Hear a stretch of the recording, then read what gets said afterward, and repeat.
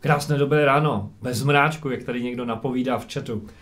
Přeju vám hezký den a vítám vás u dnešního ranního vysílání. Je to asi 2 dny zpátky, když jsem vám vyprávěl o jednom záhadném místě, které se nachází v Americe. To místo se jmenuje Skinwalker Ranch.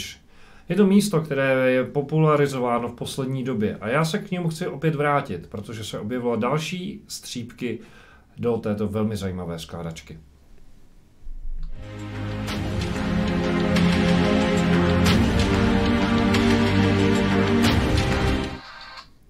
Skinwalker Ranch je jedno místo, které se nachází ve státě Utah na území USA. Je to něco, co si zaslouží, myslím si, že velmi podrobné zkoumání a pozornost, protože se zde dějí věci, jak už jsem říkal, v pondělním vysílání, které by se daly označit za paranormální nebo neobvyklé, výjimečné, něco, co současná civilizace západního typu ještě nedokáže pojmout, pochopit, vysvětlit. Věc, která mě zaujala na tom povídání od George Knappa, kterého vám za chvilku připomenu, je, že je tu jistá spojitost mezi věcmi, které se můžou zdát na první pohled oddělené. A sice bavili jsme se o Skinwalker Ranch a současně jsme se o několik vysílání zpátky bavili o AA typ. Otázka je, jsou tyhle věci spojené, anebo je to něco naprosto samostatného. A George Knapp v jednom rozhovoru v roce 2018 zmiňuje, že je tady jistá souvislost. Souvislost, která nebyla až příliš, nebyla doposud příliš, jak řekněme, medializována, zmiňována. A proto mi dovolte vám říct něco na toto téma. Takže AA typ a Skinwalker Ranch, kde jsou souvislosti? V prosinci 2017, jenom pro připomenutí vlastně, New York Times zveřejnil článek o tajném programu Pentagonu zkoumající přítomnost mimozemšťanů na Zemi. To je to AA typ. Konec konců, vždycky si tak jako člověk říkal, že někde něco musí být, že musí být nějaký program, že stejně tak jako bylo v 50. letech Blue Book, že bude nejspíše něco, co jakoby navazuje. A AA typ se nabízí jako jakýsi jako případ jako jakéhosi pokračovatele Blue Book, byť v poněkud jiném kontextu, protože Blue Book byl navržen proto, aby uklidnil veřejnost, když to AA typ se zdá být jako regulérní vládní program zkoumající vzdušné, jak oni říkají, neznámé vzdušné fenomény. Jenom zdůrazňuji, že se tenhle program zabýval pouze těmi případy, kde šlo takzvaně o pozitivní identifikaci něčeho, co řekněme není v tom ranku věcí, které známe. To znamená, nejde už o žádné bahenní plyny, ani atmosférické jevy, ani o prostě opilé pozorovatele nebo senzace chtivé lidi, kteří říkají, jo, já jsem viděl tadyhle světýlka. Ne, ten program se zabýval vlastně otázkama toho, že když armádní letci nebo civilní letectvo vidí nějaký neznámý objekt, který je prostě přišel z jiné dimenze nebo z jiné reality, ať už ze zhora nebo prostě opravdu se tady zjevil, tak co to je a jakým způsobem se tady ocitl a jak vlastně funguje. Tím promotérem vlastně té aktivity nebo vlastně toho projektu se stal Louis Elizondo, to znamená člověk, který o sobě tvrdil, že byl jakoby klíčovou osobností, nebo možná by se dalo říct i vedoucím toho projektu. A on zmínil to, že v podstatě projekt byl ukončen po několika letech v roce 2017, protože myslím, že fungoval od roku 2007 do 2017, má slabost jsou čísla. Tak v podstatě, jakože tohle tady bylo. A do toho projektu bylo napumpováno ze státního rozpočtu, amerického státního rozpočtu, minimálně 22 milionů dolarů.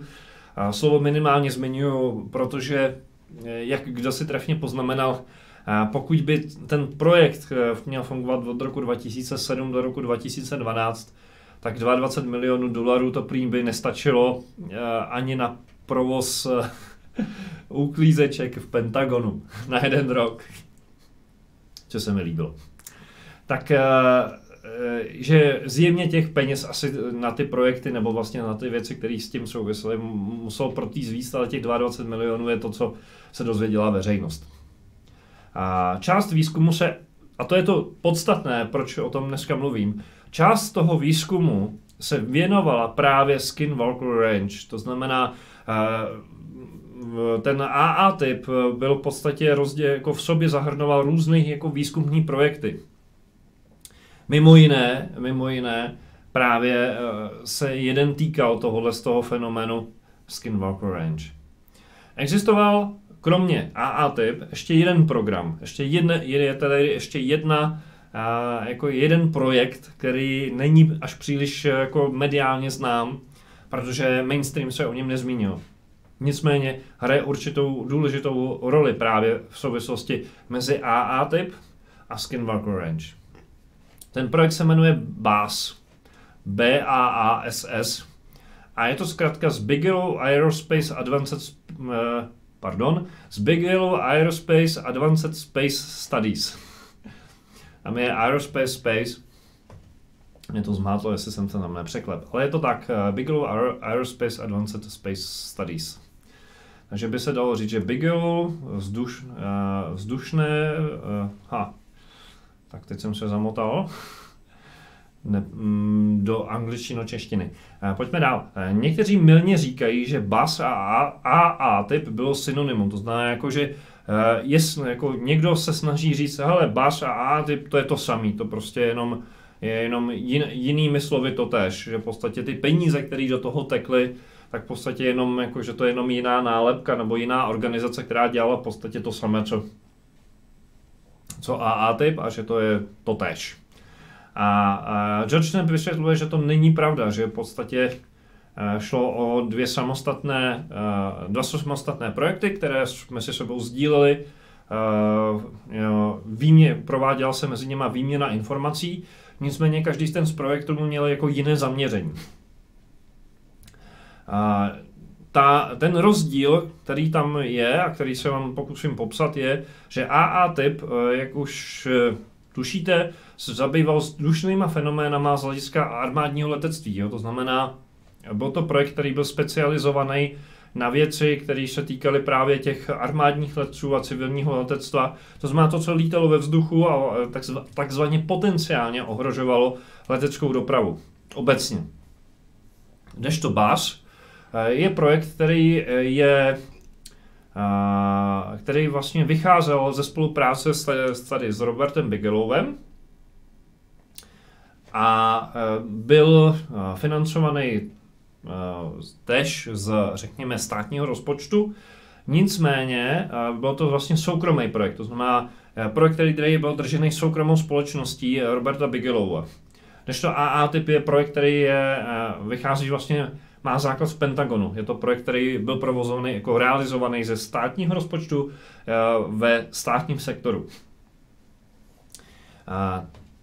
Přičemž, aby to ještě upřesnil, lidé z projektu BAASS sbírali důkazy a svědectví podobně jako lidé, kteří pracovali pro NIDS, National Institute for Discovery Science. O této instituci jsme se bavili v pondělí, takže Pokud jste minuli pondělní vysílání, doporučuji určitě se vrátit do archivu a pustit si pondělní vysílání, abyste chytili když tak nějaké souvislosti.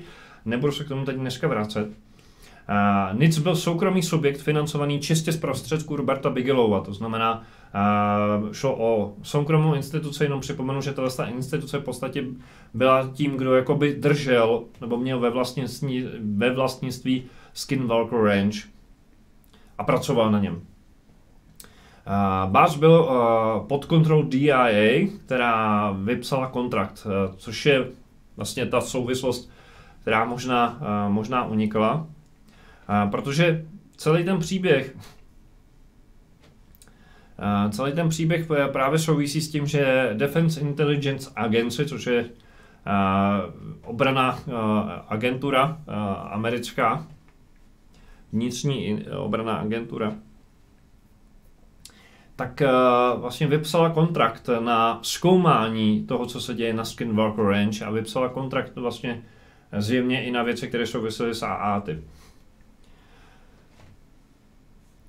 Robert Bigelow je ten, který v podstatě najal lidi pro NIC a který více jak 20 let zkoumal ten fenomén na Skinwalker Ranch a věci, které souvisely okolo.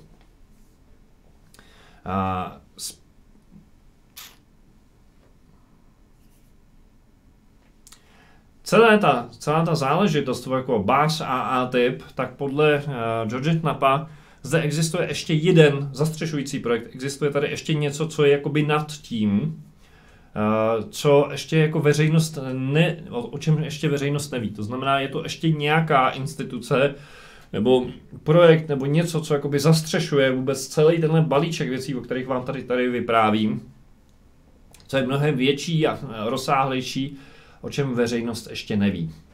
Nicméně to hraje velmi klíčovou roli, protože on se o tom tam několikrát zmíní v tom rozhovoru, ale vždycky je to takový, ale nechtějte vědět ode mě víc, prostě to si nemůžu dovolit. Nemůžu ani naznačit, jestli ten projekt existuje, jak se jmenuje, jaký má s tím souvislosti, jenom jsou tam nějaké nitky a můžeme jenom doufat, že brzy se o tom dozvíme víc. A to říká v roce 2018, to znamená, máme 2 roky poté, zatím je ticho po pěšině. Pojďme dál.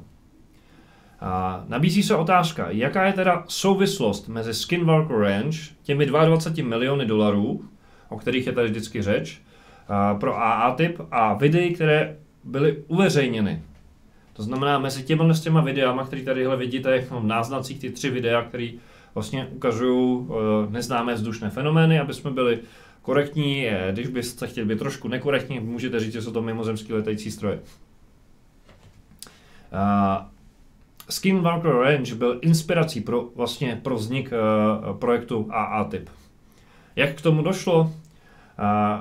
Historie se podle George Knappa je taková, že o Skinwalker Ranch byla sepsána kniha, jímž je George Knapp spoluautor.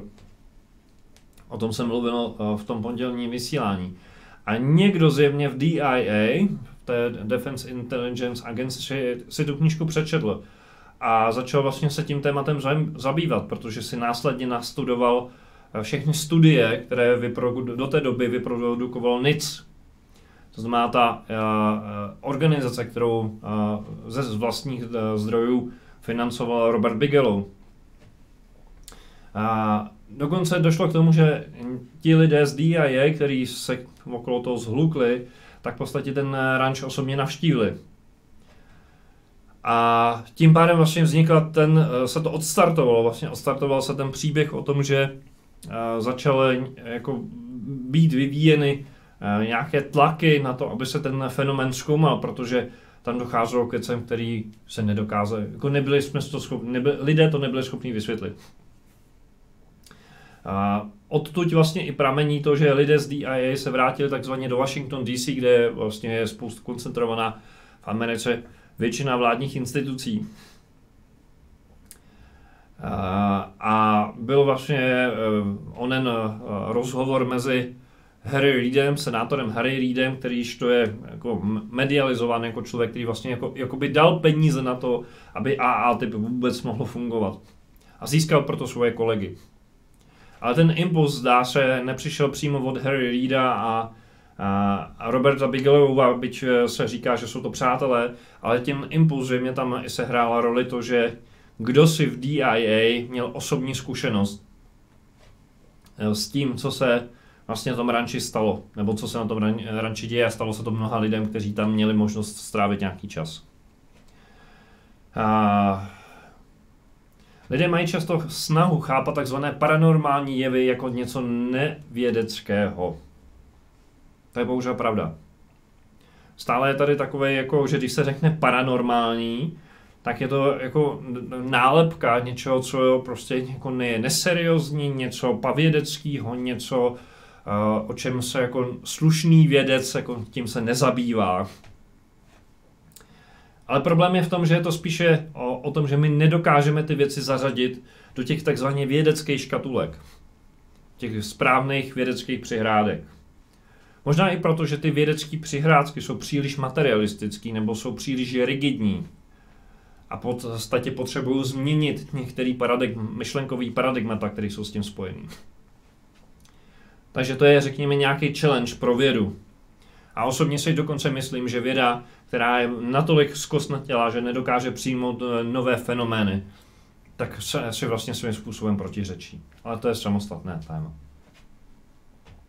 Takže současná věda je dobrá pro popisování materialistického světa. Vše, co lze měřit nebo kvantifikovat. V tom jsme dobrý.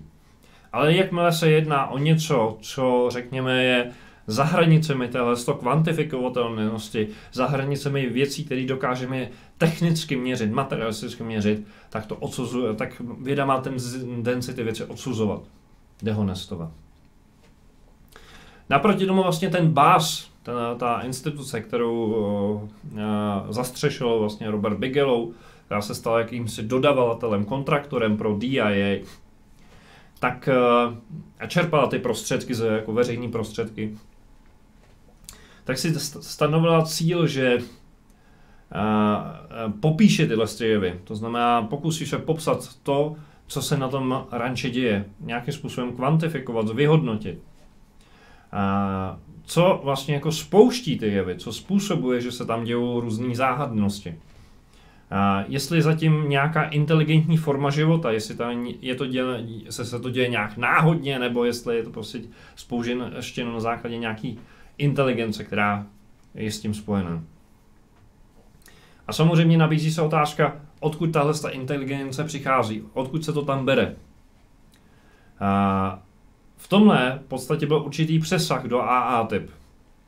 Přičemž v AA-typ, jak už jsem říkal, byl důraz na to, že se zabýval fenoménama jakoby ve vzduchu. Nežto ten BAS byl věci jakože na tom ranči a ještě věci jakoby okolo, co jakoby mělo přesah.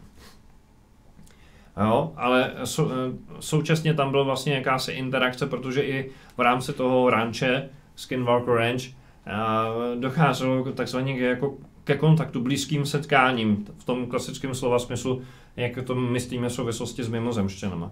Ale není to jediná věc, ten fenomén měl mnohem širší kontext. Nebo má, protože ten ranč tam stále je a stále se to tam děje. To, co vlastně bylo tím tématem AA-typ, jak už tu zaznělo, bylo vlastně ty vzdušní fenomény, jaderné základny, nosiče jaderných zbraní. V podstatě oni stejně jako v 50. letech nebo ve 40. vlastně, protože jaderné zbraně byly od roku 45, tak řešili to, že mimozemštění se tak jako nějak zajímají o americký jaderný program. A mě to samozřejmě znervózňovalo, protože co kdyby si náhodou chtěli mimozemšťané ty jaderné zbraně přivlastnit, což mě, když jsem to čel, jsem si říkal, to je takový lehce komický, no ale chtějte od lidí, kteří nemají srdce, aby přemýšleli, nebo cítili srdcem, nepřemýšleli, cítili srdcem. No, co se dělalo dál? Na ranč přišli lidé z DIA a měli takzvané blízké setkání s neznámými jevy. To znamená nejenom blízké setkání jako prvního, druhého, třetího druhu, a tak dál, ale že měli blízké setkání, osobní setkání s něčím, co jak se spadá do toho ranku takzvaně paranormální. Zážitek byl natolik silný, že to přimělo tu věc dál zkoumat, vlastně spustit celou tu mašinérii projektů a financování, o kterým se tady bavíme, o kterém vlastně byl i ten článek v New York Times. Ten fenomén byl natolik silný, že je to dokonce pronásledovalo. A dokonce to pronásledovalo až domů. Něco, nějaký živel, elementál, něco, co je, řekněme, z jiné reality, než jsme zvyklí, tak se přisálo na tyhle ty lidi a pronásledovalo je to velmi dlouho. Dokonce, když to George nekomentoval, tak ti lidé řekli, že to bylo jako pokus o únos. Jako kdyby nás někdo chtěl uníst někam pryč. DIA vlastně navázal tu spolupráci jak už jsem říkal, s Robertem Bigelowem, s tou skupinou BUZZ. A ta věc vlastně dostala jakoby nálepku, že šlo o zájem národní obrany, protože potenciálně v tom viděli hrozbu. DIA, konec konců to je smysl DIA, prostě zjišťovat, jestli nejde o nějakou, jestli nedochází někde k nějaký interní hrozbě, která by ohrožovala integritu státu amerického.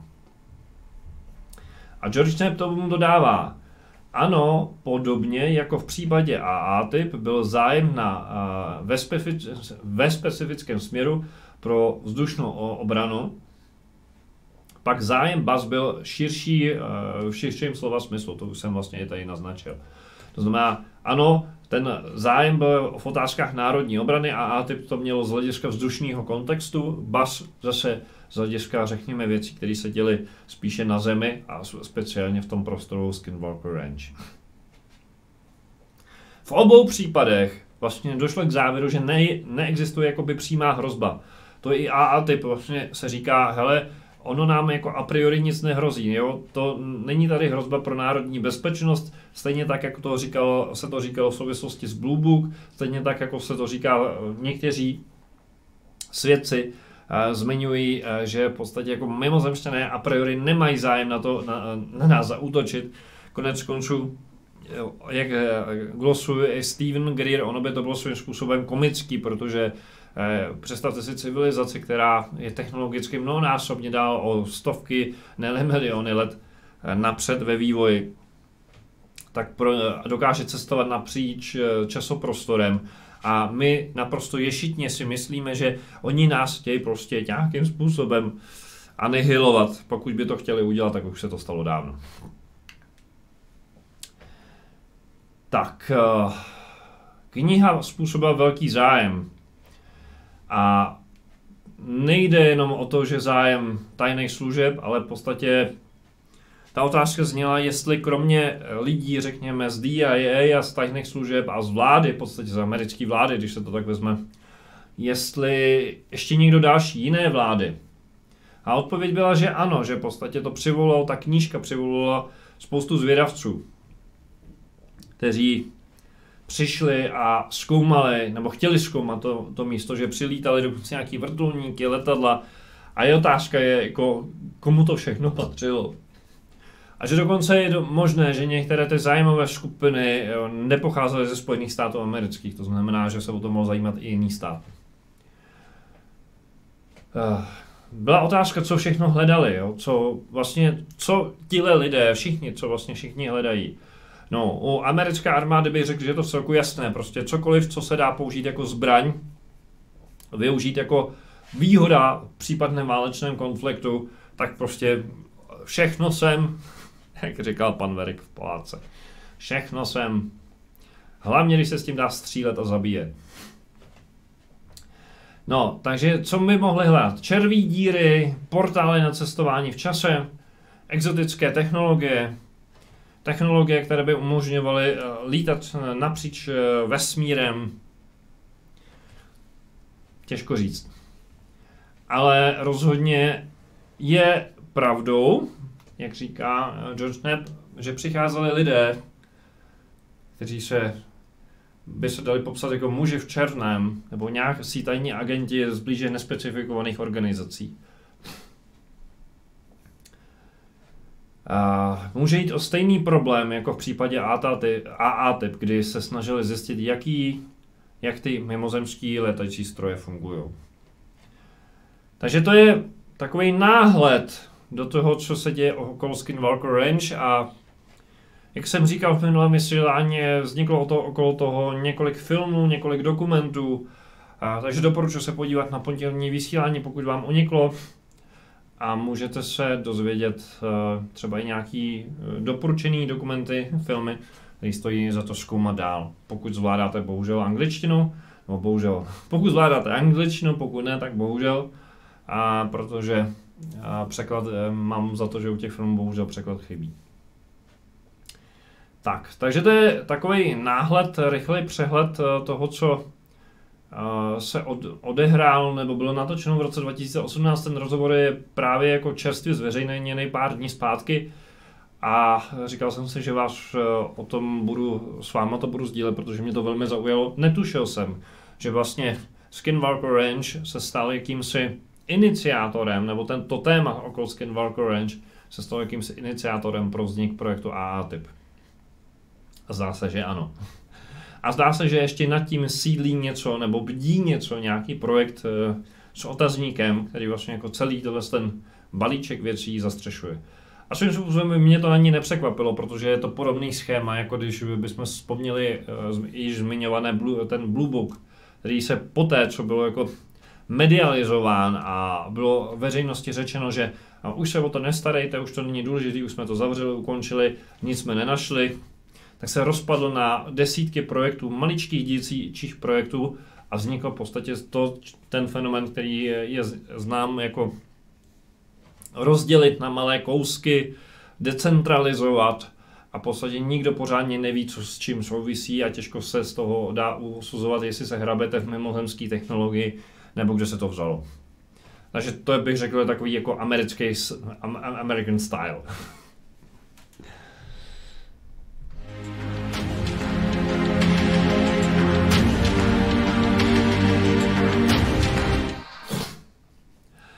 Tak, přátelé, dneska jsem trošku změnil posloupnost věcí, určitě se můžete těšit ještě na Alaju a Qigong, ale pojďme se popovídat o e-shopu a pojďme se popovídat o lunárním kalendáři.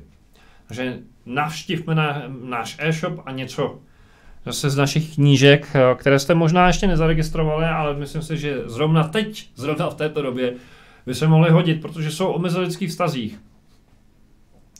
Takže pokud jste doma sami se svým partnerem, partnerkou, nebo trávíte najednou více času, než jste byli zvyklí, protože prostě hold musíme sedět doma a moc ven nechodit, tak partnerské vztahy od Zdenky Plechové by mohly být takovým příhodným čtením na dobrou noc.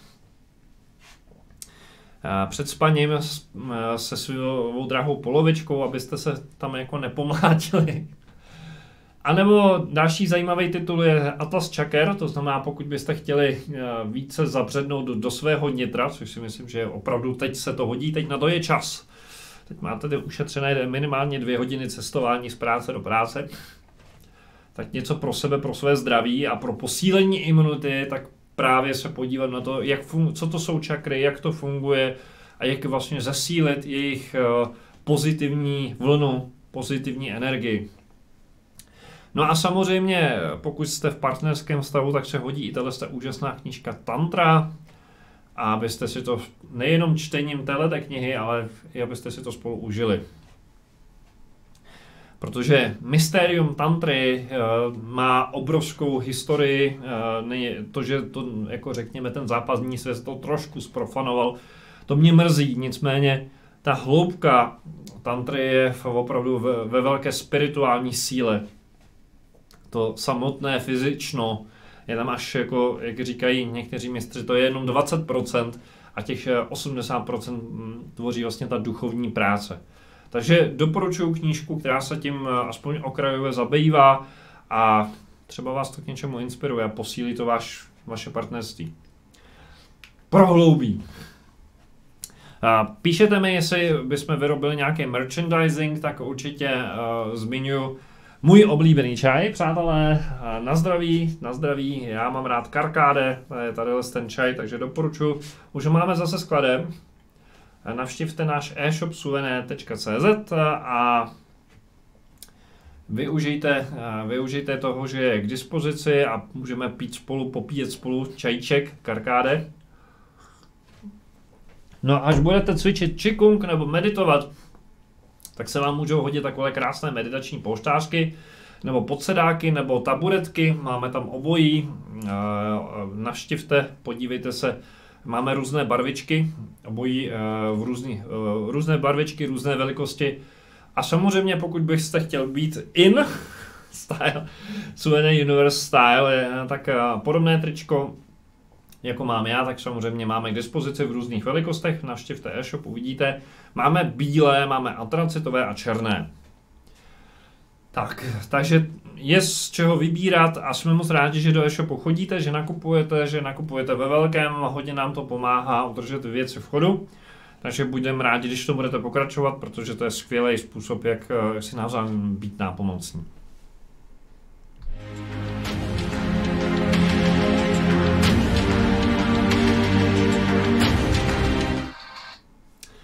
Lunární kalendář. Jaká je předpověď na dnešní den? Takže pojďme se na to rovnou podívat, pojďme do toho. A co se dneska děje? Takže máme 9. lunární den ve znamení netopíra. Pozor na falešné domněnky. Včera jsem mluvil o Fénixovi, o tom, že v podstatě máme možnost se transformovat, uvolnit, odložit staré věci, spálit je symbolicky v ohni. Nebo i můžete fyzicky, napíšete to na papír, co se vám nelíbí, co už vám neslouží a rituálně to spálíte, jenom prosím pěkně dávejte pozor na všechny nehořlé ve vašem okolí, abyste to pak nesváděli na mě, že vás Suvené naváděl. Tak pozor na to, ve znamení netopíra v 9. lunárním dni máme sklon jít do konfliktních situací, takže pozor na vyhrocené emoce a agresivní reakce, abyste zbytečně zejména i v tak napjaté situaci, jaká je v současnosti v době karantény, tak abyste se zbytečně takzvaně nenabíhali na meč nebo na kudlu. Jste-li vyčerpání, raději víc odpočívejte. Dnešní den tomu vybízí víc jako relaxovat, víc se sklidnit, najít si nějaké útočiště, nějaké místo, kde můžete být sami se sebou. A i když potřebujete třeba pracovat, dělat takzvaně home office, tak se zavřít do svého prostoru a nenechat se někým zvenku rušit. Máte vlastně tenhle den vybízí k tomu, že máte příležitost k uzdravení své karmy. Pokud jste někdy zažili takový ten stav pocitu ublížení, tak vám nabízím jedno takové, řekněme, jednu afirmaci, kterou velmi rád používám. A to je ten text, který je napsaný zeleně a sice pokud se vám někdy stalo, že jste někomu ublížil, nebo máte pocit, že vám někdo ublížil, tak se hodí následující slova. Pokud jsem tobě někdy ublížil, prosím za odpuštění. Pokud jsem někdy zažil ten pocit, že mi bylo tebou ublíženo, odpouštím ti. Pokud jsem někdy dovolil, aby mi bylo ublíženo, to znamená, dal jsem tomu prostor, aby někdo jiný přišel a ublížil, tak sám sobě odpouštím, že jsem nebyl dostatečně pozorný. Takže doporučuji používat, odpouštět, protože být šťastný a odpouštět to jsou velmi klíčové esence v našem životě, které zapomínáme, bohužel. Veď jsou důležité. Takže to je o lunárním kalendáři. Doporučuji, odpouštějme sobě, odpouštějme druhým, dejme si dneska pozor na konfliktní situace a spíš být více v pohodě, víc v klidu, více spojit sám se sebou.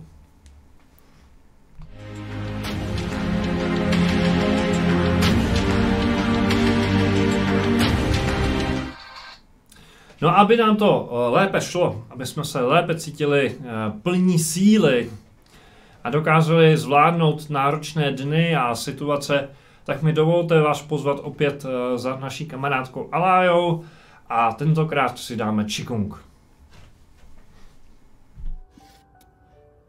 Ahoj přátelé, protože mě mnoho z vás prosí o nějakou radu k domácí praxi, tak jsem se rozhodla, že vám tady něco natočím, co já dělám a co mi pomáhá. Pro začátek malý Qigong. Stoupněte si s nohama mírně od sebe, asi tak na šíři ramen nebo trochu víc. A pojďte se na zem. Mírně pokrčte kolena, mírně podsaďte pánev, jemně uvolněte celé tělo. Hlubokým nádechem a výdechem se spojte sami se sebou.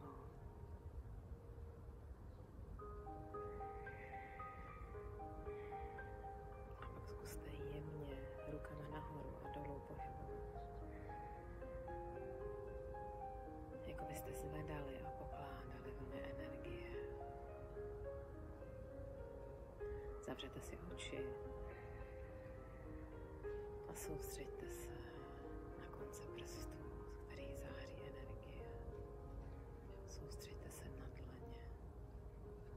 Pohyb je jemný a pomalý, s hlubokým nádechem nahoru a s výdechem dolů. Qi je neviditelná energie, která proudí všude kolem vás. Zkuste se na ní napojit. Nádechem, jako byste nabírali zlatou energii. S výdechem se uvolňujete a energie prochází vaším tělem. Pokud to ještě moc necítíte, zkuste si udělat úplně jednoduché cvičení. Shake the tree. Vytřeste své tělo. Představte si, že se otřásáte jako strom na podzim, který se chce zbavit listí. Vemte to důkladně, pravá noha, levá noha, kolena, boky, břicho, shake it. Usmějte se. Je dokázaný, že lidi, kteří se smějou, v tu chvíli nemůže mít stres. A vychází nám slunce, to jsme potřebovali. Shake it, ještě chvilku. Zkuste hlavu, zadek. A tam se můžete podívat krásně, to je vrba. Shake it, vydržte, ještě chvilku vydržte. Vemte znovu nohy, zadek. Otřásání způsobuje purging, očistu celého těla a zároveň se vytváří nové buňky, takže mládnete. Shake it. A pak, až se budete úplně nejvíc třást, dejte do toho všechno chvilku, tak se zastavte. Nic nedělejte. Co cítí tvé tělo? A teď znovu těma rukama zkuste hýbat pomalu nahoru. S nádechem a pomalu dolů s výdechem. A měli byste cítit ten rozdíl. Teď už pracujete s energií, kterou jste si vyrobili vaše Qi do vašich rukou.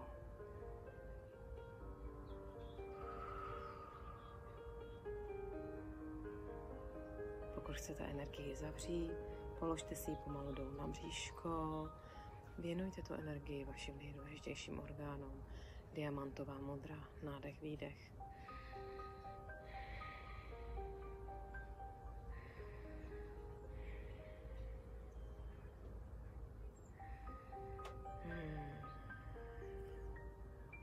Zkusíme úplně jednoduché očistné cvičení.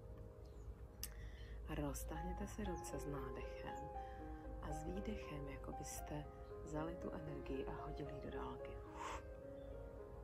Nádechem roztáhněte ruce, jako byste nabírali novou čistou energii a s výdechem hoďte tu energii do dálky.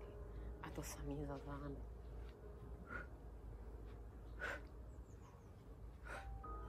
A pomalu to rozjeďte, dejte tomu dynamiku. A představujte si, že s nádechem nabíráte zlaté světlo a vyhazujete šedivý koule. Negativní energie.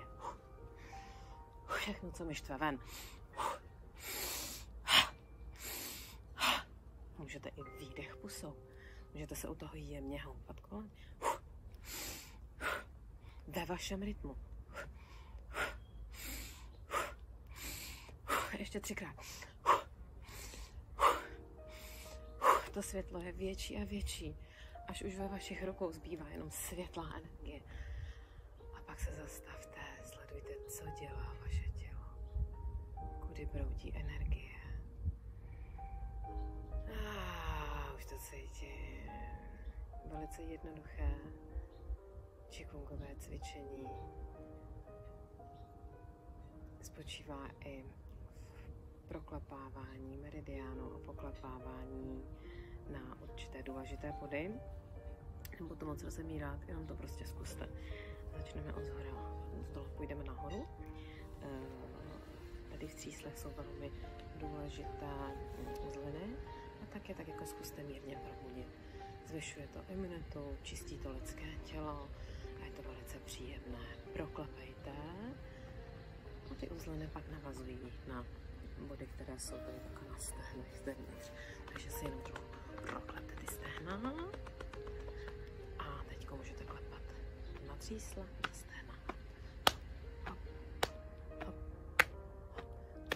Rozkročte nohy, uvolněte ruce a kolikrát vám to bude příjemný. Jo, dělejte to, jak to bude příjemný. Výborně. A zase se zastavte a dejte si chvíli na procítění toho, co jste se sebou udělali. Tak, pak můžeme poklepat na bříško. Kdo ho bolí, tak jenom haladí. Zbudíme játra, slinivku a ledviny.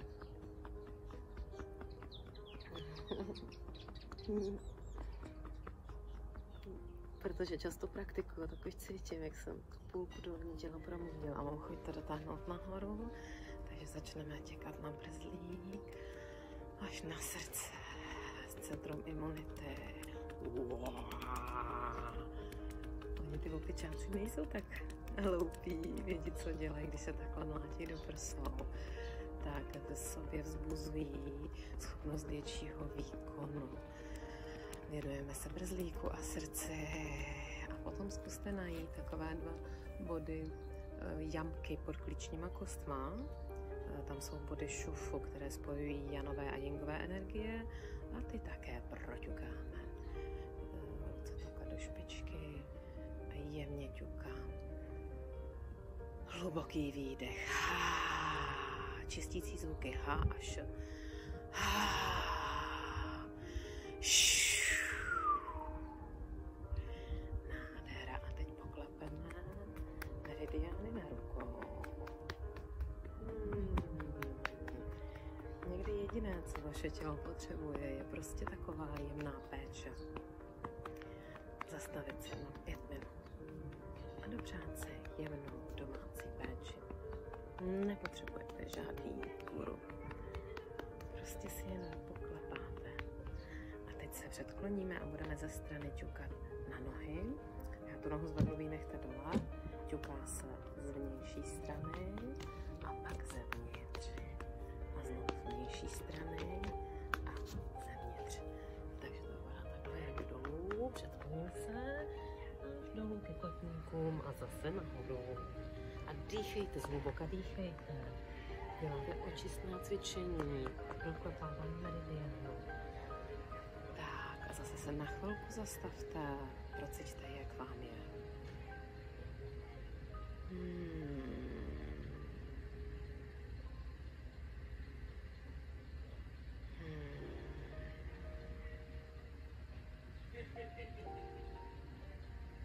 Tak, rozhýbejte hlavu, rozhýbejte si cokoliv potřebujete. Kdykoliv jsou nějaké stuhlé energie, úklony do strany.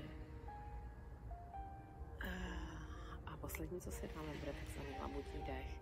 S nádechem do ruce dozadu otevírám hrudník, otevírám srdeční oblast a s výdechem se předkládám. Nádech, moje srdeční čakra je šťastná. A výdech, obejměte se. Nádech. Výdech.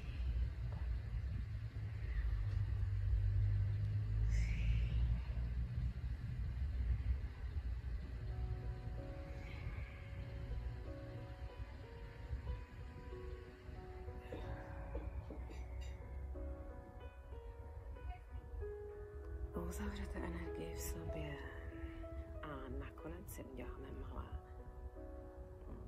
vycentrování energie. Představte si, že držíte dole tady zlatý míč té energie a vždycky si naberete novou ze vzduchu a vedete ji dolů. A ještě jednou náběr a vedu dolů. A ještě trošku zpomal. S nádechem naberu energii a vedu ji skrze své energetické tělo.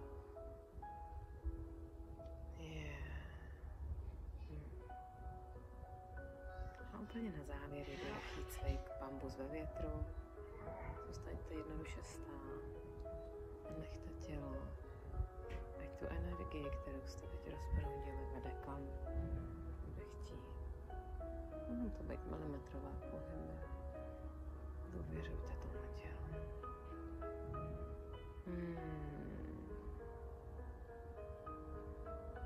Tak, děkuji za pozornost a doufám, že vám to něčemu bude a že vás to inspiruje. Namaste. I love you. Alaya.